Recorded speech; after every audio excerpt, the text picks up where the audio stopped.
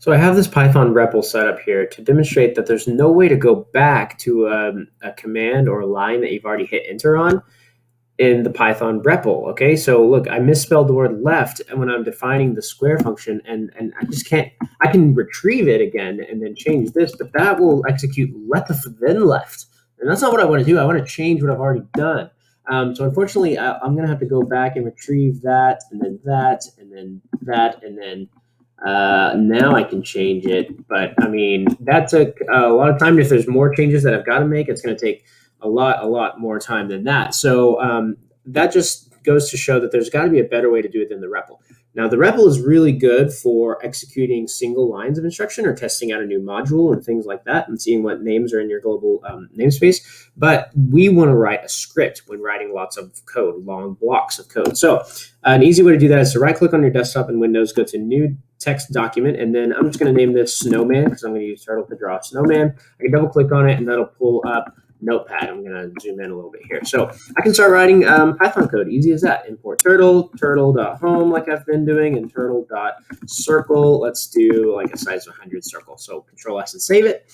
But now I don't really know how to run it because just double clicking on it opens up a new Notepad instance with the same text in it. Right now it's just a .txt file. It just represents plain text. But what I want to do is tell Windows or tell whatever operating system you're in that this is a Python script. So I need to change the file extension to .py. It's not just plain text, it's actually a Python script.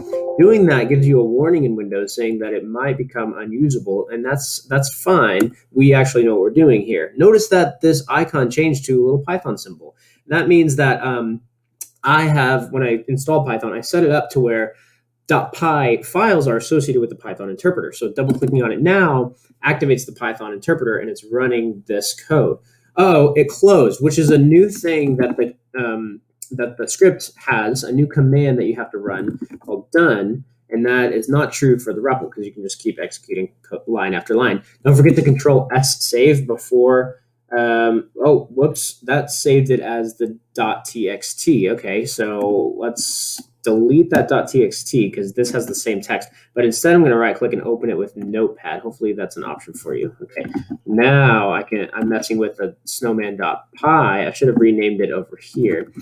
Turtle.done, save the snowman.py, and now when I execute it, it's going to run this and then wait for me. Okay, wait for me to do something with it. So that's cool. Another cool way to write a script is with an online coding environment. My favorite is Repl.it. Oh, I could talk forever about Repl.it. Whenever you go into it, it kind of logs in for you. So I'm just going to demonstrate it with an incognito tab, Repl.it, so that it won't remember who I am. So it's easy as going to Repl.it for the first time and then hit start coding. And look, Python is one of the first languages up there. Man, any of these languages that you're interested in learning, I would just mess around with these if you want to. It's so easy to create a new REPL environment. But if you start typing in Python, you'll notice that there's a Python with turtle environment, and that's actually the one we want. We could import turtle from just a regular Python environment, but I played around with it, and it's a little clunky. It's a little slow. So there it is. Python is installed on this server, and it's running, and everything's nice and peachy. So what we can do is import turtle, do turtle.home, turtle.circle. I could have just copied and pasted this from the other.